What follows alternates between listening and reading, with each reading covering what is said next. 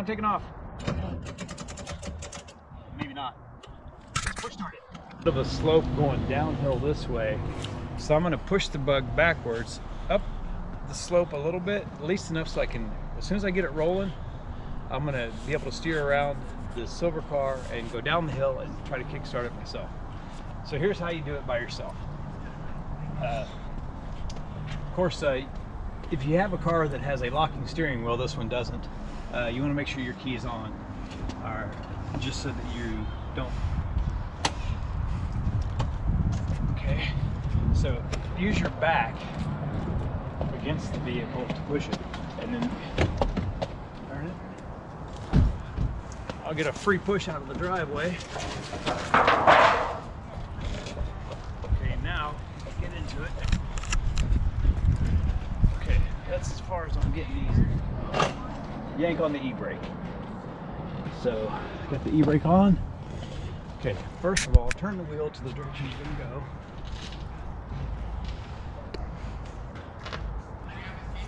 Alright, so now I'm going to hope that I can just hop in and let it roll. Remember, I'm gonna use second gear, but let's get it rolling and see what happens. We give a little bit of start.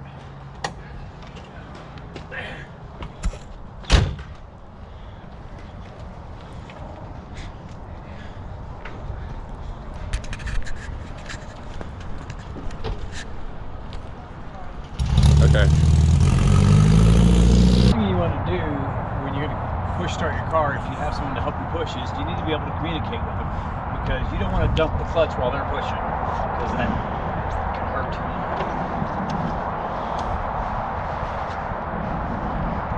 Alright, so windows down.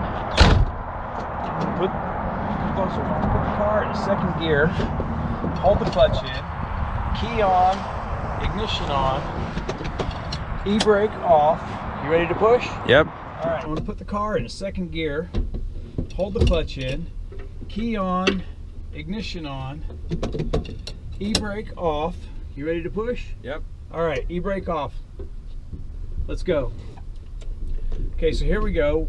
I'm currently rolling it. The speedometer hasn't even lifted up yet to the, I guess the 5. Now I'm at the 5 mile mark. Okay, I'm letting go. Alright.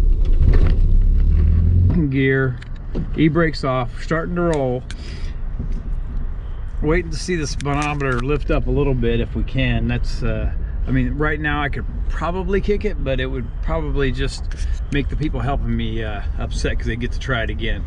So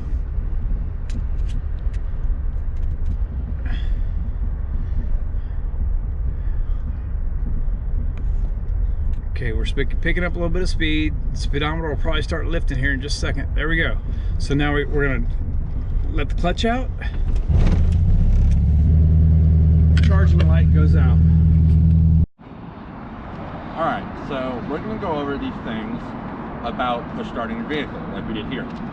First off, things that could cause you to have to push start your vehicle. There could be your battery's dead, which it happens. That's a common thing. Your starter could be not functioning properly or could be dying. And there could be bad wiring. Not so much of an issue on newer vehicles, but on these, it could happen. And is how you do it. So you saw from the footage in the car, my dad dumped the clutch and the car started. So you want to get rolling, get a decent amount of speed, not much. And then first to second, ideally maybe second, because rough on the car than if you were to do it in first. So you'll have the clutch in second, you'll get rolling, and then release the clutch. And then after you get the car started, you want to maybe take the car, like if you're in a parking lot, take it around a loop in the parking lot to make sure it's not just going to die again. You can do it solo, like we showed, but doing it solo is harder and it's more dangerous, because if you have to push the vehicle, and if you're on a flat surface, you push and jump in, but sometimes that may not work out, and then if the vehicle gets away from you, right there.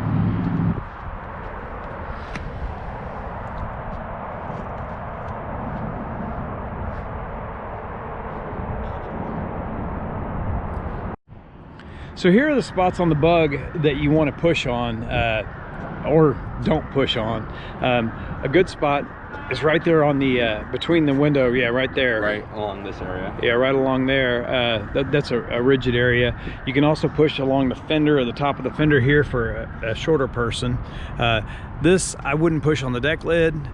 Pushing on the bumper, you're really low, so if the car goes away from you, you could fall down, and the one of the other people pushing could step on you. Of course, this side's the same. I would avoid pushing on the roof rack because you could just push it off.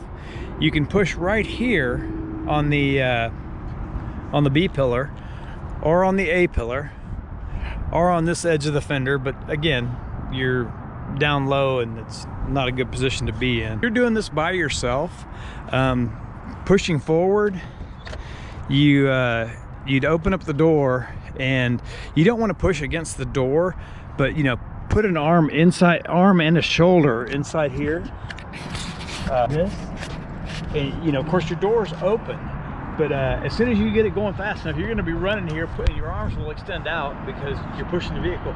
You have to grab the steering wheel and jump in and do all the tricks, but you want to have the key on before you do that.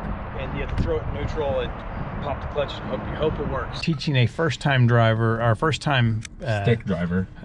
First-time stick driver, and very first time to attempt to push start a vehicle.